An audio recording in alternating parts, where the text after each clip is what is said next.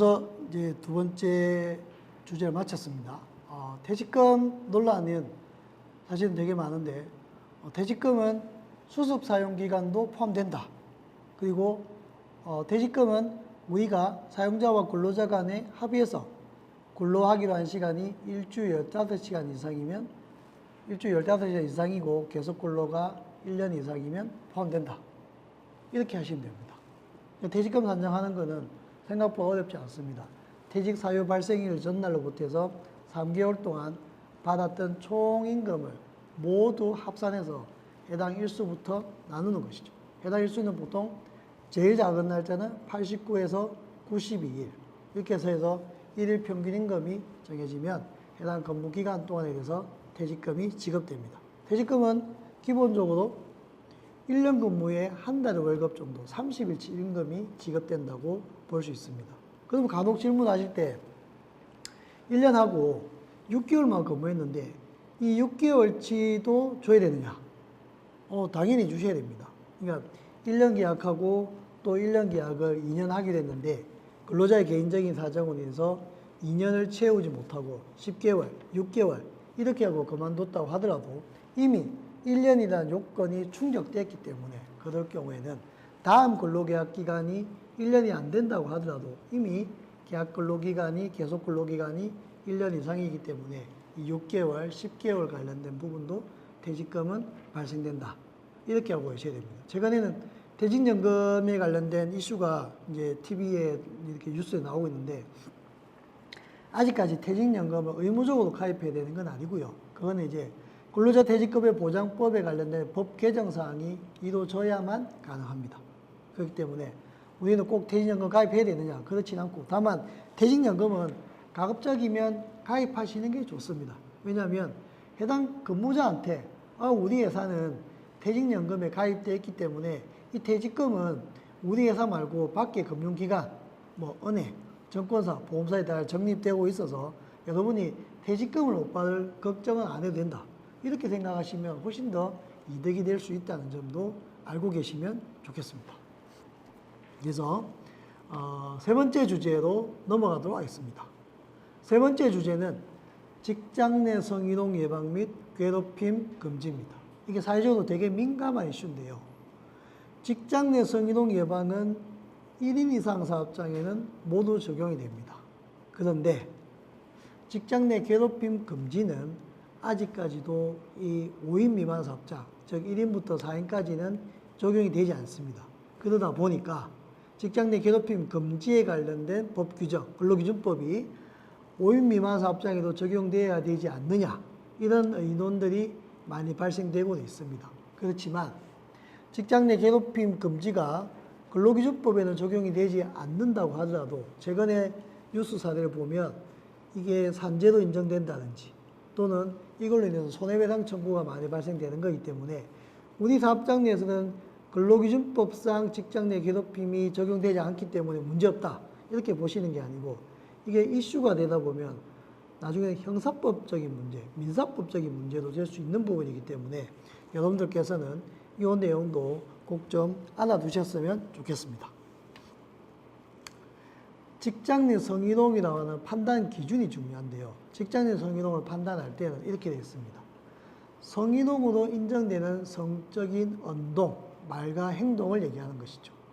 남녀 간의 육체적인 관계나 남성 또는 여성의 신체적 특징과 관련된 육체적, 언어적, 시각적 행위, 즉 직장 내 성희롱은 육체적 성희롱, 언어적 성희롱, 시각적 성희롱을 세 가지를 의미합니다.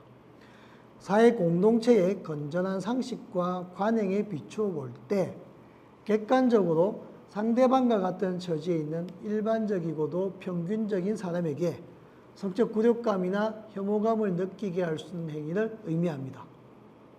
이게 좀 길어 보일 수 있지만 찬찬히 하나씩 들어보시면 좋습니다. 이게 상식적으로 봤을 때 일반적인 사람들이 봤을 때 이거는 성희롱으로 성적 굴욕감이나 혐오감이라고 판단될 수 있는 사람들은 성희롱으로 보고 있다. 이렇게 여러분들 이해를 하시면 좋겠습니다. 그래서 법원은 사회적 분위기를 고려해서 성희롱의 인정 범위를 매우 폭넓게 인정하고 있는 추세다. 이렇게 보시면 좋겠습니다. 그래서 실무적으로 직장 내 성희롱의 판단 기준은 세 가지입니다. 첫 번째, 직장 내 지위를 이용하거나 또는 업무와 관련성이 있어야 됩니다. 직장 내 지위라고 하는 것은 내가 해당 직원보다 피해자보다 직급이 높거나 직위가 높으면 인정이 되는 것이죠. 그리고 업무 관련성도 회사 다니고 있으면 업무 관련성은 거의 모두 인정된다고 볼 수 있습니다. 두 번째는 조건형 성희롱인데요. 성적인 운동이나 성적 요구를 이유로 부동을 이유로 고용상 불이익을 주는 경우도 성희롱으로 볼 수 있습니다. 그리고 성적인 운동을 통해서 고용 환경을 악화시키는 경우도 성희롱으로 볼 수 있습니다. 이 성희롱은 중요한 건 뭐냐면 반드시 반복적으로 이루어져야만 되는 건 아니고 단 한 번의 잘못된 말과 행동으로도 성희롱에 해당될 수 있다는 점 꼭 유념을 하셔야 됩니다. 고용노동부에서 들고 있는 육체적 성희롱, 시각적인 성희롱, 언어적 성희롱, 아직까지도 육체적 성희롱의 비중이 50% 이상이지만 최근에는 시각적인 성희롱 또는 언어적 성희롱 관련된 이슈들이 점점 더 많이 쌓이고 있습니다. 그래서 이 외모에 대한 어떤 성적 비유 평가 상당히 조심하셔야 되고, 성적인 농담은 요즘 거의 하지 않습니다만은 최근에는 이 판례들을 살펴보면 상대방에 대한 외모 평가 때문에 이게 소송이 걸리는 경우들이 되게 많습니다. 그렇기 때문에 이 언어적 성희롱에 대해서도 대단히 조심할 필요가 있습니다. 실제 사례들입니다. 이게 오른쪽 하단에 보면 2018년도 1월 18일 진정, 이거는 진정 사건입니다. 사실관계를 제가 이렇게 말씀을 드리기도 곤란할 정도의 이런 말들이 실질적으로 문제 제기가 되는 경우들이 많습니다. 그래서 이런 말씀들 대단히 조심하셔야 되고, 인권위원회에서 특별인권교육을 수강을 공고했습니다. 이게 대표이사가 실제로 그런 문제가 발생되었던 사례고요. 두 번째는 이사의 성희롱 해가지고 이거는 일종의 신체적 성희롱입니다. 이게 상대방이 했던 피부에 대해서 이런 언어적 성희롱, 이런 것들에 대해서도 최근에 문제가 되고 있는데, 이거는 민사상의 불법 행위도 문제가 되고 있습니다. 최근에는 직장 내 성희롱이 노동법인 남녀고용평등법에서 끝나는 게 아니고 언어적 성희롱, 육체적 성희롱, 시각적 성희롱들이 민사상의 손해배상 청구가 들어온 경우가 최근에 많이 발생되고 있다. 이렇게 보시면 좋겠습니다. 그래서 이거는 신체적 성희롱도 있지만 또는 언어적 성희롱도 있다고 볼 수가 있습니다. 이런 말들을 차마 했을까 할 정도의 이런 말들이 실제로 법원에 있었던 사안들입니다. 세 번째는 요즘은 회식 잘 안 하죠. 회식 잘 안 하는데 이 회식 자리에서 추행이 발생되는 경우들이 너무나 많습니다. 그래서 이 회식 자리에서 노래방 같은 데 가서 이게 성희롱이 발생되는 주된 장소들입니다. 이런 데 가서 육체적 성희롱이 발생되는데, 회사는 이 피해자는 A를 강제 추행으로 고소했습니다. 그래서 이 행위자, 가해자는 벌금형을 받았고요. 회사는 이 가해자인 행위자에 대해서 징계 해고를 했습니다. 징계 해고를 했는데 이 행위자인 가해자인 A는 이 불복해서 행정소송을 한 겁니다. 그래서 법원에서는 이렇게 봤습니다. A에 대한 해고는 정당하다. 충분히 잘못했다. 이렇게 보는 것이죠. 그래서 최근에는 특히 공공기관 이런 쪽에서는 직장 내 성희롱 관련된 부분들이 발생되었을 경우에는 가장 무거운 징계를 하는 경우들이 많이 늘고 있다. 이렇게 보시면 좋겠습니다. 네 번째는 우리 단톡이라죠. 카톡 엄청 많이 씁니다. 많이 쓰는데 여러분들 이게 직원 10명 있는 단톡방에 10명 있는 직원에서 단톡방이 한 개만 있는 게 아니고 2개, 3개, 4개도 있을 수 있습니다. 저희 사무실에 직원이 10명인데 제가 얼마 전에 나왔는데 저 빼고 제외한 단톡방이 몇 개가 되어 있습니다. 그런데 그거는 뭐 관계없습니다. 문제는 뭐냐면 특정 인원을 제외하고 만든 단톡방에서 이 특정 인원에 대해서 성이동을 하거나 이렇게 이루어지는 경우가 있을 경우에는 이 특정 직원 A는 못 올 수 있습니다. 그런데 그 단톡방에 들어있는 직원 B가 A한테 가서 이렇게 얘기할 수 있습니다. 야, A야, 얼마 전에 사실은 진짜 미안한데 요런 단톡방이 하나 있는데 너에 대해서 이런 말들을 하더라. 그거를 A한테 말해 줄 수 있습니다. 그러면 A는 어떻게 하겠습니까? 상당한 충격을 받는 거죠. 그걸 가지고 신고를 하는 겁니다. 그리고 사업주는 직장 내 성희롱을 인지를 하게 되면 적극적으로 객관적인 조사를 하도록 되어 있습니다. 그래서 여러분들 사용하시는 이런 단톡방들 상당히 조심을 하셔야 됩니다. 그래서 인권위에서는 회사의 이런 언어적 성희롱에 대해서 2개월 정직은 정당하다.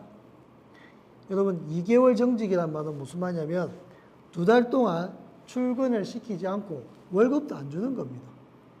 일반적인 직장인들이 2달 동안 월급을 안 받고 생활하기는 쉽지는 않습니다. 그래서 이게 상당한 중징계가 이루어지고 있다. 그에 대해서 이 행위자, 가해자들은 저는 농담이었어요. 저는 성적 의도가 없었는데 뭐 이런 거 가지고 그렇게까지 해야 되느냐 하지만 그렇지 않습니다. 성희롱을 판단할 때는 이 행위자, 가해자의 성적 의도는 중요하지 않습니다. 매우 중요하지 않기 때문에 그런 부분들을 유의하실 필요가 있습니다. 5번째 사례는 이게 팀장과 소속 팀원간에 이루어진 사례인데 저희가 강의를 가다 보면 아니 농사님 동성끼리 무슨 성희롱이 발생됩니까? 남자들끼리 또는 여자들끼리 그냥 뭐 장난 삼아서 말한 건데 그런 걸 가지고 어떻게 성희롱이라고 할 수 있겠습니까? 이렇게 질문하는 경우도 있습니다만 최근에는 이 동성 간의 성희롱도 많이 사회적 이슈가 되고 있고요. 그리고 이 동성 간에 이 팀장과 팀원 B가 이렇게 편하게 얘기했던 것들을 옆에서 지나가는 직원 C가 들을 수도 있습니다. 듣고 이게 A와 B의 대화가 너무나 뜨겁고 이 말도 안 되는 말을 하면 그건 얼마든지 직장 내 성희롱으로 신고가 가능한 부분입니다. 직장 내 성희롱은 직장 내 성희롱을 당한 사람만 신고하는 게 아니고 이 피해를 입은 사람 외에도 옆에 있는 사람이 신고를 할 수도 있습니다. 그렇기 때문에 직장 내에서 불필요한 말들 대단히 조심하셔야 되고 사측에서는 견책의 징계를 했는데 견책은 사실은 징계 수위는 낮은 편입니다. 그냥 서면으로 경고한다 이건데 어쨌든 인권위에서는 비진정인에 대해서 특별인권교육을 수강을 명령을 내린 바가 있다. 그래서 동성 간의 성희롱도 충분히 많이 발생되고 있는 사례라고 볼 수 있습니다. 그러면 직장 내 성희롱 발생 시 처리 절차에 대해서 설명을 드리겠습니다. 여러분, 이 처리 절차, 우리 뭐 몇 명 돼도 안 하는데 저렇게 꼭 이렇게 절차를 거쳐야 되느냐, 이렇게 생각할 수도 있지만, 물론 사업주인 여러분들이 직장 내 성희롱의 중요성을 인지를 하고 저 내용보다도 더 구체적으로 하시는 것은 관계없습니다. 그런데 이런 처리 절차에 관련된 기본적인 어느 정도의 매뉴얼과 순서도가 있어야 이런 상황이 갑자기 발생했을 때 대처를 할 수 있습니다. 그래서 보면 첫 번째 사건 접수입니다. 회사는 성희롱을 신고받거나 또는 신고 또는 인지입니다. 하게 되면 성희롱조사위원회를 소집하는데 꼭 성희롱조사위원회가 없어도 관계없습니다. 우리는 직원 5명밖에 안 되는데 무슨 조사위원회냐? 안 해도 됩니다. 그렇지만 인사 담당자 또는 대표자가 그 내용을 인지를 하게 되면 직장 내 성희롱 관련된 조사를 시작하셔야 됩니다. 그래서 두 번째 단계에서는 지체 없이 신고인 및 피해자의 상담을 통해서 사건 개요를 객관적으로 기재하셔야 되고 그 다음에 피해자의 요구사항이 뭔지를 기록하셔야 됩니다. 이때 주의할 것은 조사 과정에서 이 피해자에게, 신고인에게 성적 수치심이 유발되는 발언은 하지 않으셔야 됩니다. 너 뭐 좀 피할 수도 있었을 것 같은데 왜 그렇게 했냐? 네가 좀 조심하지. 이런 말씀은 정말 조심하셔야 돼요. 그리고 질문을 하실 때도 폐쇄형의 질문보다는 오픈형 질문을 통해서 팩트를 확인하는 쪽으로 하셔야 됩니다. 그래서 피해자에 대해서 조사 기간 동안은 피해 근로자를 보호하기 위해서 유급휴가 명령을 내리거나 또는 근무 장소를 변경할 수도 있습니다. 그런데 우리 사무실은 10평에 딱 3명이서 근무하는데 근무 장소를 변경할 수가 없다. 어떻게 하면 좋습니까? 이렇게 질문할 수도 있습니다. 여기서 보면 유급휴가 명령이나 근무 장소 변경 등은 근로기준법이나 남녀고용평등법에서 예시를 들고 있는 겁니다. 저 내용을 꼭 다 해야 되는 건 아니고 우리 사업장 내에서 직장 내 성희롱 신고인, 피해자의 어떤 보호를 위해서 할 수 있는 적절한 조치면 그거는 가능하고 어떠한 것이 적절한 조치인지는 법에서는 정해져 있지는 않다. 이렇게 보시면 좋겠습니다. 세 번째는 피신고인에 대한 객관적인 조사를 실시하셔야 됩니다. 직장 내 성희롱 관련된 조사를 실시할 때 기본적으로는 신고인, 피해자를 먼저 조사를 합니다.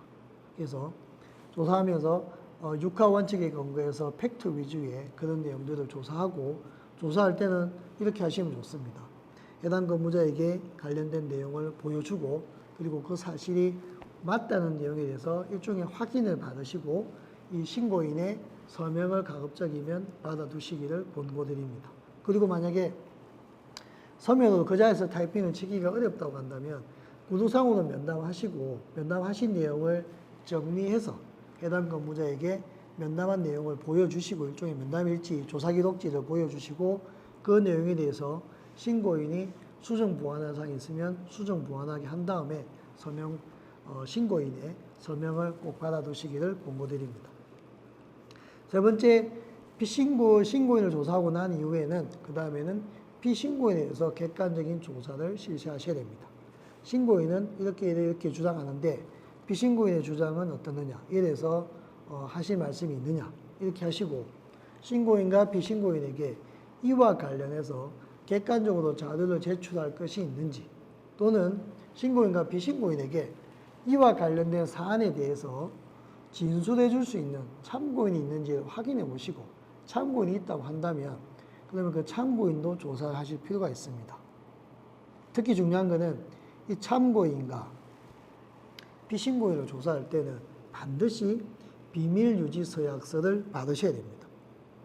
이게 무슨 말이냐면 참고인이나 이 피신고인이 직장 내 성희롱 관련된 내용을 조사를 받다가 이 내용을 인지하고 나서 신고인에 가가지고 2차 가해를 한다든지 피신고인이 또는 참고인이 가서 A한테 가서 이 피해자 신고인 A한테 가가지고 아니 뭐 그런 거 가지고 직장 내 성희롱 신고하느냐 회사 분위기 서먹하게 이렇게 하는 거는 엄청난 2차 가해가 될 수가 있기 때문에 저희가 실무적으로 진행할 때는 피신고인, 참고인들 조사할 때는 반드시 비밀유지서약서를 받고 실시를 합니다. 그리고 실무적으로는 이런 조사를 실시할 때는 이 내용은 녹음되고 있다는 내용들을 고지를 합니다. 왜냐하면 녹음되고 있다는 내용들을 알려주고 했을 때 상대방이 조금 더 구체적으로 정확하게 내용을 말씀을 하는 경우들이 많아서 저희는 녹음을 하고 있다는 점도 실무적으로 말씀을 드렸습니다. 네 번째, 성희롱 사실이 확인이 되면 어떻게 되느냐. 첫 번째는 이 피해자에 대해서 보호 조치를 하셔야 됩니다. 성희롱 사실이 확인됐을 때는 피해 근로자가 요청 시에는 보호 조치를 실시해야 되는데 근무 장소 변경이 현실적으로 어렵다고 한다면 일종의 유급휴가 명령도 일정한 기간 동안에 대해서 내리는 경우가 되게 중요하고요. 근무 장소 변경은 사실상 되게 중요한 포인트입니다. 중요한 포인트인데 초창기 기업에서 근무 장소가 이렇게 협소할 경우에는 근무 장소 변경이 상당히 어렵습니다. 그러다 보니까 실무적으로 이런 일이 발생됐을 때는 퇴사로 이어지는 경우들 많은 거죠.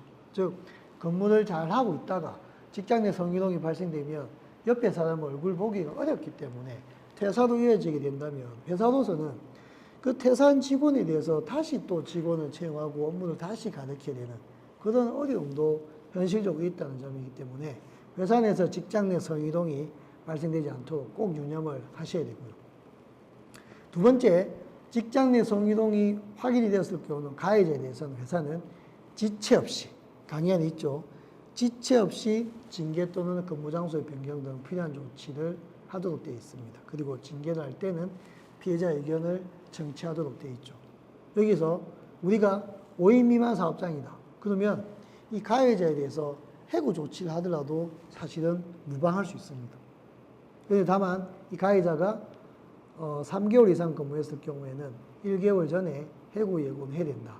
이런 부분들도 알고 계셔야 된다. 그래서 최근의 트렌드는 직장 내 성희롱이 발생됐을 경우에는 이 가해자에 대해서 중징계가 원칙이다. 이렇게 알고 계시면 좋겠고요. 그것도 유의사항을 보면 피해자 및 신고인에 대한 불리한 처우가 금지가 되고 조사 참여자의 비밀도 유지를 해야 될 의무가 있습니다. 그래서 조사 참여자도 반드시 비밀 유지 서약서를 작성을 하고 시작한다는 점을 인지하시기 바랍니다. 그 내용을 좀 이렇게 더 구체적으로 말씀을 드렸습니다. 피해자가 원하는 보호 조치를 실시하고 가급적이면 조사위원을 만약에 꾸릴 경우에는 남성과 여성 이렇게 같이 들어가는 경우가 좋습니다. 그리고 네 번째 보면 신고 근로자 및 피해 근로자에게 불리한 처우를 절대적으로 금지하셔야 되고 기밀을 유지하셔야 됩니다. 피해자에 대한 2차 피해가 발생되지 않도록 각별히 주의를 하셔야 되고요. 직장 내 성희롱 관련 법규, 법에 제12조가 되어 있는데 이 법이라고 하는 것은 밑에 작은 글씨도 남녀 고용 평등과 일가정 양립 지원에 관한 법률, 줄여서 남녀 고평법이라고 합니다. 그래서 사업주, 상급자 또는 근로자는 직장 내 성희롱을 해서는 안 됩니다. 안 되고 매년 대통령령으로 정하는 내용을 절차에 따라 교육을 실시하고 예방 교육의 내용을 근로자가 자유롭게 열람할 수 있도록 항상 게시하거나 갖춰야 됩니다. 다만 이 예방 교육에 대해서 기본적으로 대면 교육이 원칙입니다. 대면 교육이 원칙인데 대면 교육이 안 된다 하더라도 지금처럼 이렇게 온라인 교육을 통해서 또는 고용노동부나 여성가족부 또는 뭐 유튜브를 통해서 그 내용을 직원들이 다 같이 청취하는 것도 하나의 교육 방법이 될 수도 있고요. 그 대신에 중요한 건 뭐냐면 직장 내 성희롱 예방 교육을 언제 실시했다는 것들을 좀 증빙을 남길 필요가 있습니다. 그래서 교육을 실제로 하는 내용들 좀 사진을 좀 찍어 두시고 직장 내 성희롱 교육을 할 때는 참석자의 서명을 받아 두셔야 됩니다. 이 참석자는 근로자들 뿐만 아니고 사업주도 해당된다는 점. 노동부에서 점검을 나가면 항상 체크하는 게 뭐냐면 예를 들면 2025년 9월 16일 날 우리 회사에서 직장 내 성희롱 예방 교육 했습니다. 그러면 9월 16일자의 출퇴근 기록이나 인사 기록 같은 것들 보고 실제로 연차휴가를 썼는지 결건한 직원이 있는지 이걸 살펴보고 연차휴가 썼거나 결건한 직원이 서명란에 기재되어 있으면 이거는 허위의 교육이 되는 것이죠. 그렇기 때문에 그 날짜를 잘 맞춰서 실제로 교육을 하고 교육을 한 날짜에 만약에 해당 직원이 없다. 그러면 추가 교육을 실시를 하셔서 서명을 꼭 받아두시고 사업주도 꼭 직장 내 성희롱 교육을 받으셔야 된다. 이렇게 하시면 좋겠고요. 교육 방법은 대면 교육이 원칙이지만 온라인 교육도 가능하다. 그리고 10인 미만 사업장은 남녀고용평등법 시행령에 보면 이렇게 회사의 게시판에 붙여두는 것도 하나의 방법일 수도 있습니다. 근데 이제 게시판에 붙여두게 되면 사실은 잘 안 보게 되죠. 그래서 가급적이면 직장 내 성희롱 예방 교육 관련된 전문적인 어떤 강사, 공인노무사나 이런 사람들 강사로부터 교육을 신청해서 받으시거나 안 되면 고용노동부, 여성가족부, 유튜브 이런 자료를 보고 영상을 보고 하시기를 권고드리겠습니다. 이제 조사 의무가 발생될 수가 있고요. 피해자 근로자 요청 시에는 근무 장소의 변경, 배치 전환, 유급 휴가 등의 적절한 조치를 하고 발생 사실이 확인될 때는 성희롱 가해자에 대해서 징계 등의 조치를 꼭 하셔야 됩니다. 그다음에 성희롱 신고 근로자, 피해 근로자에 대해서 불리한 처우는 하셔서는 안 됩니다. 이게 3년 이하의 징역은 노동법상 상당히 중요한 징벌입니다. 비밀 누설 금지가 법 제14조 제7항에 나와 있고요. 그리고 우리가 업무 특성상 고객이 많은 경우에는 고객 등에 의한 성희롱 피해자가 고충 해소를 요청할 경우에는 근무 장소의 변경, 배치 전환, 유급 휴가 등의 적절한 조치를 시행하셔야 됩니다. 좋습니다. 두 번째는 직장 내 괴롭힘 관련된 내용입니다. 여러분, 직장 내 괴롭힘은 금지입니다. 직장 내 성희롱은 예방이고 직장 내 괴롭힘은 금지입니다. 직장 내 괴롭힘 관련된 내용은 2019년 7월 달부터 적용이 되고 있는데요. 이제 적용된 지가 한 6년 정도 되었습니다. 직장 내 괴롭힘 금지에 관련된 인식은 사람마다 다 다릅니다. 이게 너무나 모호하다, 애매해서 이걸 도대체 어떻게 해석해야 될지 잘 모르겠다. 이거는 코에 걸면 코걸이고 귀에 걸면 귀걸이인데 이거 어떻게 해야 하면 모르겠다. 어떤 또 반응은 직장 내 괴롭힘 금지가 들어오고 나서 회사 분위기가 많이 좋아졌다. 이렇게 말씀하시는 분도 있는 반면에 주로 이제 상급자, 팀장 이런 분들은 이제는 직원들한테 업무 지시도 내리지 못하겠다. 무슨 말만 하면 괴롭힘이 나가는데 그럼 도대체 일은 어떻게 하느냐. 이렇게 애로사항을 호소하는 경우도 있습니다. 그래서 직장 내 괴롭힘이 정확하게 어떤 건지 그리고 직장 내 괴롭힘을 판단하는 고용노동부의 근거는 뭔지 메뉴는 뭔지를 꼭 좀 살펴볼 테니까 여러분들 우리가 5인 미만 사업장이라 하더라도 이 내용은 상식적으로라도 좀 알아두셨으면 좋겠습니다. 근로기준법 제76조, 제77조에 보면 이렇게 되어 있습니다. 사용자 또는 근로자가 직장에서의 지위 또는 관계 등의 우위를 이용해서 업무상의 적정 범위를 넘어 다른 근로자에게 신체적, 정신적 고통을 주거나 또는 근무 환경을 악화시키는 행위를 직장 내 괴롭힘이라 합니다. 직장 내 괴롭힘은 사용자만 직원을 괴롭히는 게 아니고 동료 간에도 많습니다. 동료 간에도 서로 마음이 안 맞아서 특정한 사람을 따돌린다든지 특정한 사람에 대해서 지속적으로 비방을 한다든지 이렇게 근로자 간에도 직장 내 괴롭힘이 많은 것이죠. 그래서 고용노동부의 직장 내 괴롭힘 판단 및 예방 매뉴얼에 따르면 판단 기준은 그 슬라이드처럼 이렇게 되어 있습니다. 행위자, 피해자, 행위 장소, 행위 요건이 있는데 제일 중요한 것은 이 네 번째 행위 요건입니다.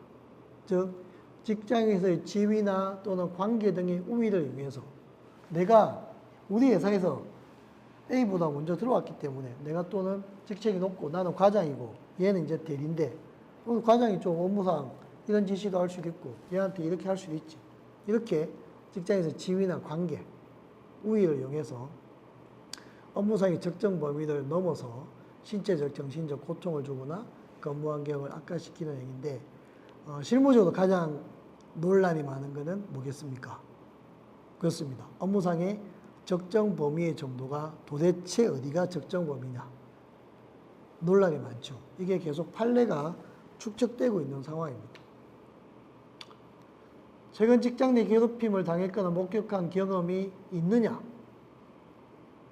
74.1%는 없다고 대답했는데 이거는 과연 누구를 대상으로 했는지에 따라서 달라질 수 있다고 생각합니다.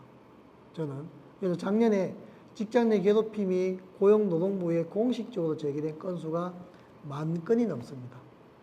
10,000건이 넘는다는 말은 무슨 말이냐면 노동부에 민원 제기된 게 10,000건이면 민원 제기되지 않은 거는 10,000건, 20,000건, 30,000건이 될 수 있는 겁니다. 그런데 아이러니하게도 직장 내 괴롭힘 10,000건 중에서 직장 내 괴롭힘으로 인정된 거는 10%가 채 되지 않습니다. 10,000건을 넣었는데, 즉 10건을 넣었는데 1건 정도만 직장 내 괴롭힘으로 인정받는다는 거죠. 이것도 되게 아이러니한 부분입니다. 좀 살펴보겠습니다. 직장 내 가해자는 대부분 직장 상사가 많죠. 상사가 77.6%, 동료도 의외로 52.1%가 있고요. 부하 직원이라고 응답한 대답도 13%가 있습니다. 즉 팀장들의 말처럼 나는 부하 직원들이 도대체 말을 안 들어서 일을 시킬 수가 없어. 내가 너무 힘들다. 내가 피해자다. 이렇게 주장하는 설문에 응답하는 경우들도 많습니다. 살펴보면 행위 요건에 대해서 살펴보는데 이 3번에 나와 있는 행위 장소는 꼭 사업장 내에서만 직장 내 괴롭힘이 발생되지 않습니다. 최근에는 이 사적인 공간이나 메신저, SNS에서 직장 내 괴롭힘들이 더욱더 많이 발생되고 있고요. 여전히 회식이나 기업 내 행사 장소에서 직장 내 괴롭힘이 많이 발생되고 있습니다. 행위 요건 조금 더 구체적으로 살펴보겠습니다. 우월성 관련된 부분은 여러분 살펴보시면 웬만하면 우월성은 모두 인정됩니다. 그 말은 무슨 말이냐면 직장 내에서 지위나 관계의 우월성은 다수가 2명, 3명이 1명을 어떻게 괴롭힌다 하더라도 그거는 다 인정이 됩니다. 그리고 부하 직원이 3, 4명이 모아서 팀장 지시에 따랐던 업무 지시를 따르지 않고 팀장의 정당한 업무 지시에서 이 부하 직원들이 계속 반발하거나 계속적으로 의도적으로 태업을 한다. 그러면 이것도 직장 내 괴롭힘이 될 수 있습니다. 그래서 매우 신기한 법입니다. 여기 나와 있는 나에 보면 업무상의 적정 범위를 넘는 행위일까? 이게 제일 중요한 건데요. 근무 환경을 악화시키는 것이라고 하는 것은 그 행위로 인해서 피해자가 능력을 발휘하는 데 관가할 수 없을 정도로 지장을 발생시키는 걸 얘기합니다. 근무 환경 악화가 노동부에서 생각할 때는 매우 엄격하게 보고 있다는 점도 여러분 알고 계셔야 되고요. 그리고 행위자가 의도하지 않았다고 하더라도 그 행위로 인해서 신체적, 정신적 고통을 받았다고 한다면 이 부분은 직장 내 괴롭힘으로 인정될 가능성도 있습니다. 있는데 그러면 업무상 적정 범위를 넘었다고 하는 것은 도대체 어떤 의미냐? 첫 번째 보면 이렇습니다. 그 행위가 사회 통념에 비추어 볼 때 업무상 필요성이 인정되지 않는 것. 우리 팀장이 나한테 업무 지시를 맡기는데 계속 팀장이 자기가 바쁘다고 요 앞에 커피숍 가가지고 저한테 계속 커피 심부름을 시키는 거예요. 처음에 한 번 정도야, 한두 번 정도야 팀장님 바쁘니까 그럴 수도 있는데 이게 시간이 지날수록 처음에는 팀장님이 자기 카드 주더만 나중에는 자기 카드도 주지 않으면서 나보고 이렇게 커피 심부름 시킨다.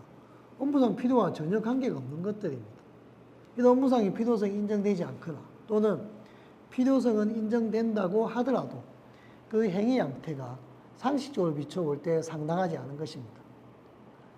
우리 팀장이 나한테 업무 지시 명령을 내려서 이 보고서를 내가 제출한 것을 다시 수정해서 B플랜을 내라고 했는데 제가 열심히 만들어서 B플랜을 냈습니다.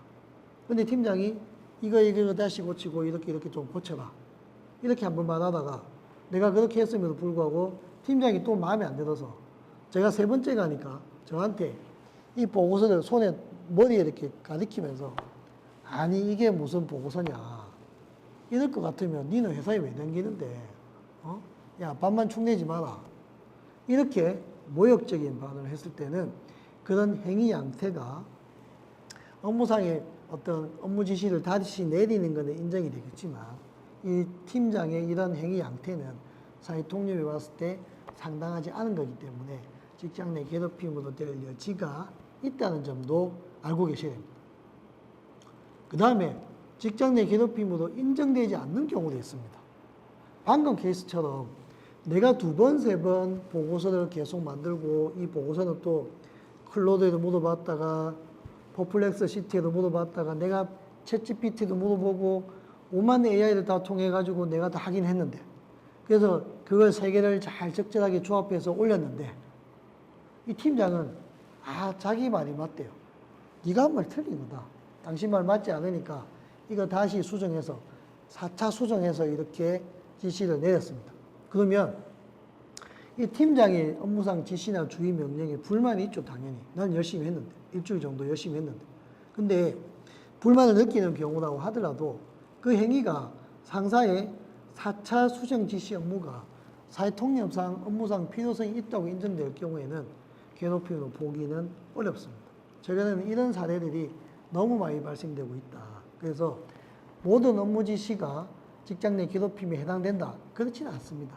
상사가 정당한 지시 명령을 내리고 정당한 지시 명령을 내리는 과정에서 이 부하 직원에게 인격적인 모독을 한다거나 그렇지 않으면 이거는 정당한 지시 명령이 할 수 있는 거죠. 반대로 보면 직장 상사가 내리는 수차례 반복된 지시는 이 내가 봤을 때는 너무 억울하다. 맞지 않고 불만이 있다 하더라도 그걸 곧바로 직장 내 괴롭힘으로 보기는 어렵다.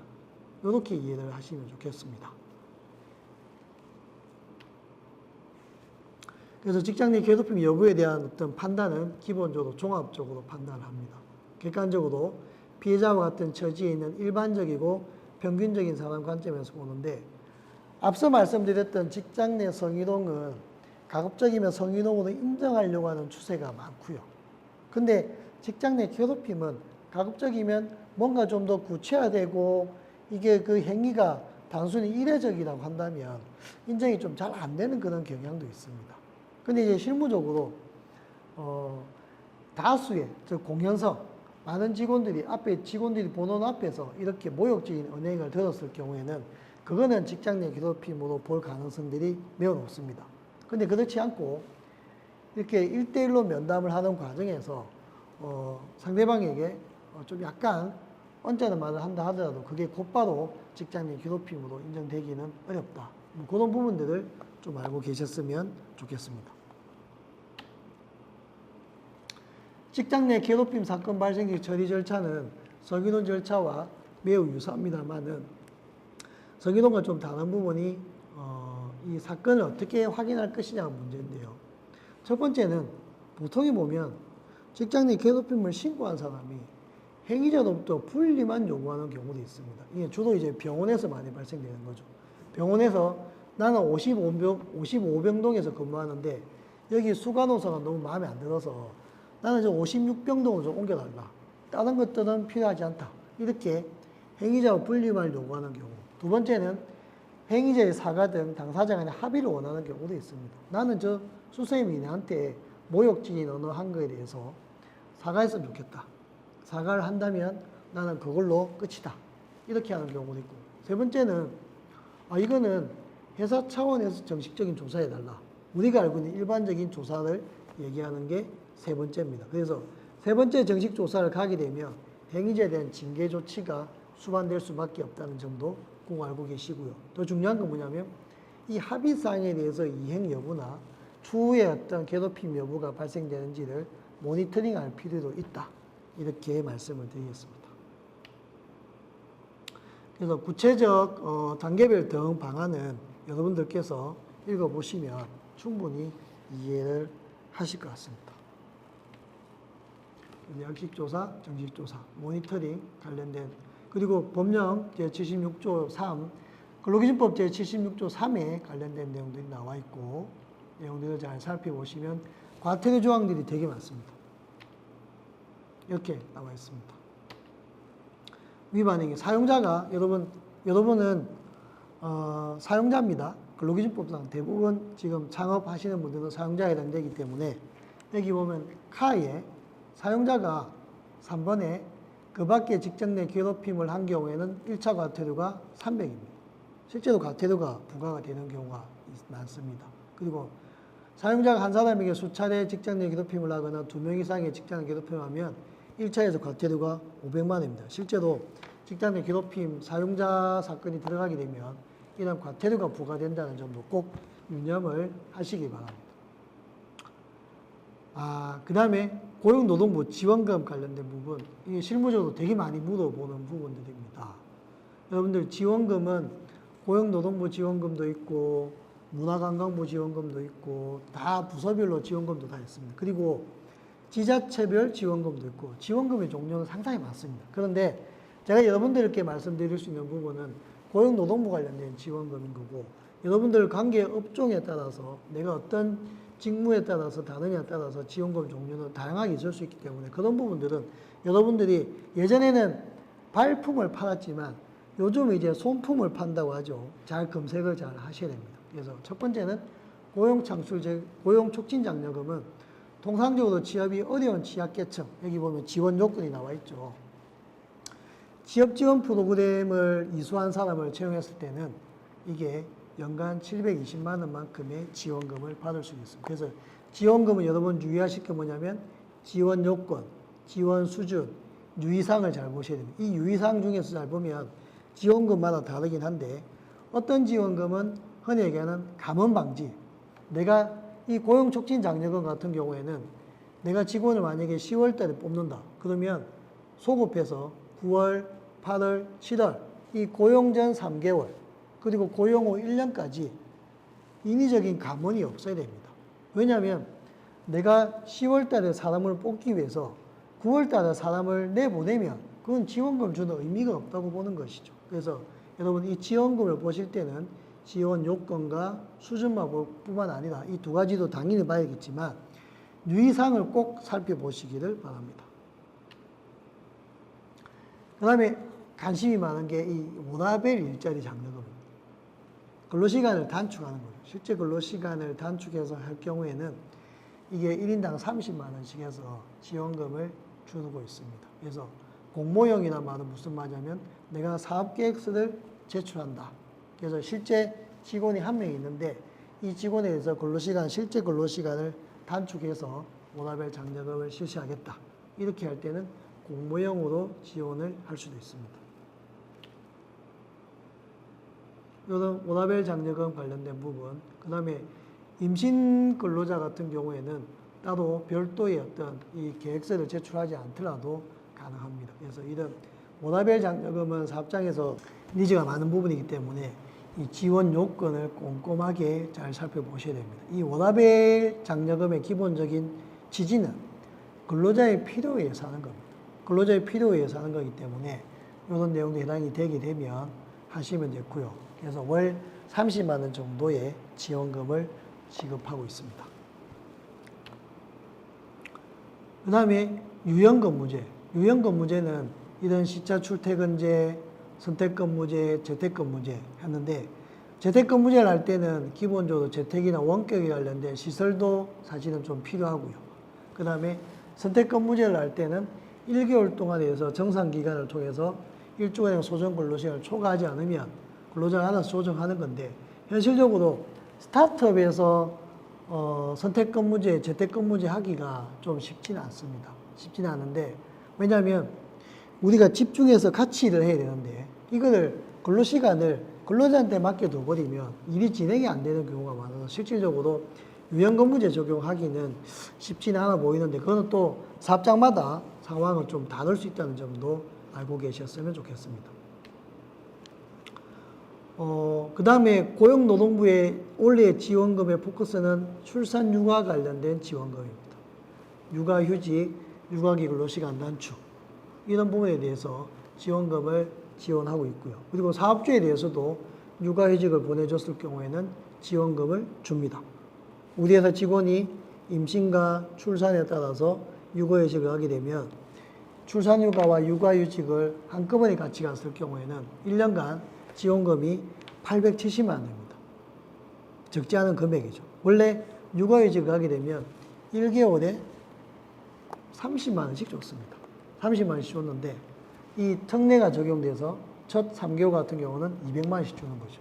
다만 이제 유의사항을 보면 육아휴직은 기본적으로 50%는 해당 근무자가 복직하고 6개월이 지나야만 할 수 있습니다. 그래서 감원 방지도 있고요. 그래서 이런 감원 방지와 유의사항들을 여러분들이 꼼꼼히 잘 살펴보실 필요가 있습니다. 지원금은 우리가 생각할 때는 지원금을 엄청 많이 받을 수 있을 것 같지만 사실은 지원 수준과 유의사항들이 많기 때문에 실제로 지원금을 받기도 어려운 경우도 있고요. 받더라도 상당 부분들이 제한이 되는 경우가 많기 때문에 이 부분은 꼭 유념을 하셨으면 좋겠습니다. 작년부터 올해부터 대체인력 지원금도 출산휴가 육아휴직을 갔을 때 대체인력 지원금도 지급을 하고 있고 아마 업무 분담 지원금은 아마 인터넷에서도 많이 보셨을 건데 육아휴직이나 육아기 근로시간 단축을 할 때 그 해당 근무자의 업무를 누군가가 나눠서 할 수밖에 없거든요. 사람을 뽑지 않으면. 그러면 근로직 국가에서 20만 원씩 임금을 지원해 줍니다. 그래서 이게 업무 분담 지원금으로 보시면 좋겠습니다. 고용유지지원금은 회사 사정이 어려웠을 때 받게 되는 거기 때문에 이런 게 있다는 정도만 알고 계시면 좋겠습니다. 고용유지지원금은 기본적으로 회사가 6개월 이상 고용보험을 내고 난 이후에 발생되는 겁니다. 그 다음에 최근에 인기 많은 게 이 청년 일자리 도약 장려금인 것이죠. 보통 지원금은 5인 이상 사업장에 적용이 되지만 우리처럼 유의사항에 보시면 1유형 같은 경우에는 지식 서비스, 문화 콘텐츠, 신재생 에너지, 미래 유망 기업, 청년 창업 기업 이런 이런 사업장 같은 경우에는 1인 이상 사업장에 대해서도 정년 일자리 도약 장려금을 회사에서 받을 수 있습니다.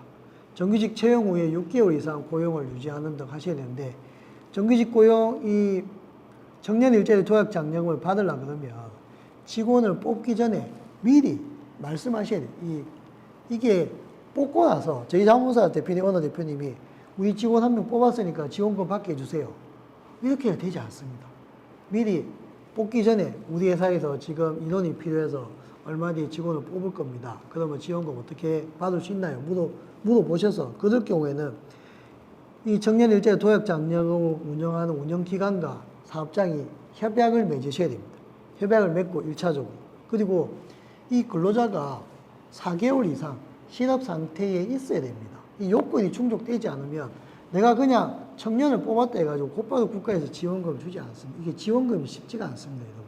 그래서 지원금의 기본적인 요건, 유의사항 꼭 반드시 숙지하시기를, 만약에 지원금이 필요하실 경우에는 그 내용을 다시 한 번 더 말씀드리겠습니다.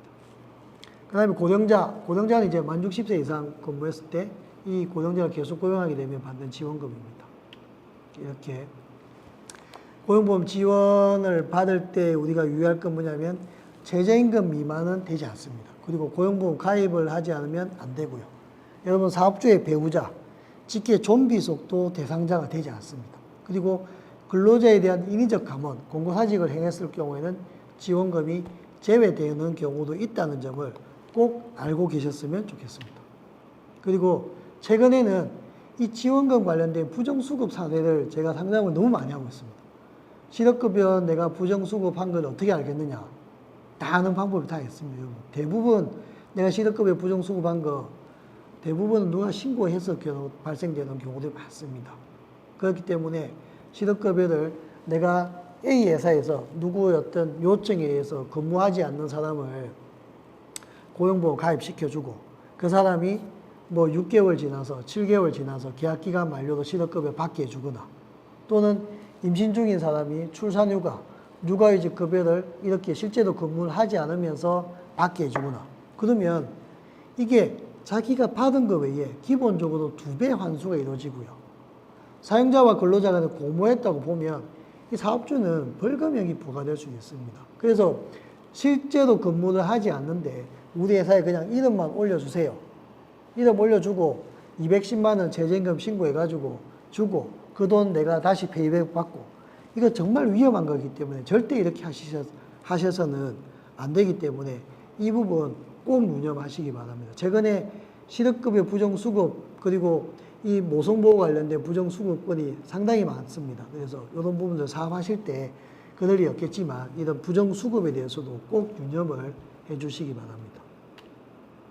그래서 제가 준비한 강의를 지금 3시 48분입니다. 시간 제가 맞추려고 최선을 다했는데, 여러분들 질문사항을 제가 아까부터 좀 달라 했는데 질문이 없습니다. 질문이 없다고 하는 거는 제가 생각할 땐 2가지인데요. 강사가 강의를 너무 잘하거나 아니면 듣는 사람이 모든 내용을 다 숙지했을 때 질문이 발생되지 않습니다. 별다른 어떤 질문이 없다고 한다면 최근에 제가 상담했던 사례들 몇 가지 좀 말씀을 드리면서 마무리하고요. 그리고 이게 노무가 사실은 어려울 수도 있습니다. 어려울 수 있는데 문제는 뭐냐면 이거를 서면으로 근거를 남겨두시면 노무관리가 그렇게 어렵지 않을 수도 있습니다. 직원이 들어올 때 근로관계에 대해서 근로조건을 결정하고 근로계약서 작성하고 나눠주고, 임금을 지급할 때 이제는 임금 명세서도 이메일이나 카톡 등으로 주시면 됩니다. 그거를 매달 똑같기 때문에 안 줬다, 그 얘기 통하지 않습니다. 그거 실무적으로 임금 명세서 안 주면 한 번에 안 줄 때 과태료 30만 원 부과될 수 있습니다, 여러분. 그리고 아르바이트생인데 뭐 계약서 굳이 써야 되느냐? 안 썼다가 과태료 200만 원 넘게 나올 수 있습니다.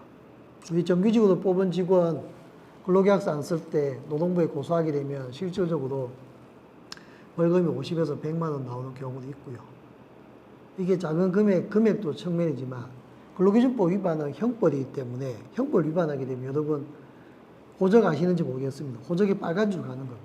그래서 이 법 위반이 발생되지 않도록 노동법은 형법이라는 기준을 가지고 여러분들 접근하셔서 노동법 위반이 발생되지 않도록 사전에 좀 유의를 하시고 제일 중요한 거는 직원 들어올 때 근로계약서 쓰고 나눠주고 임금명세서 주고 직원 나갈 때 퇴사할 때 사익서 받고 퇴직하게 되면 퇴직일로부터 14일 이내에 다 임금 지급하고 임금에다 퇴직금 지급하고 만약에 14일을 넘길 것 같으면 미리 얘기해서 양해를 구하고 서면으로 요 퇴직일로부터 뭐 다음 달에 지급하는데 동의한다.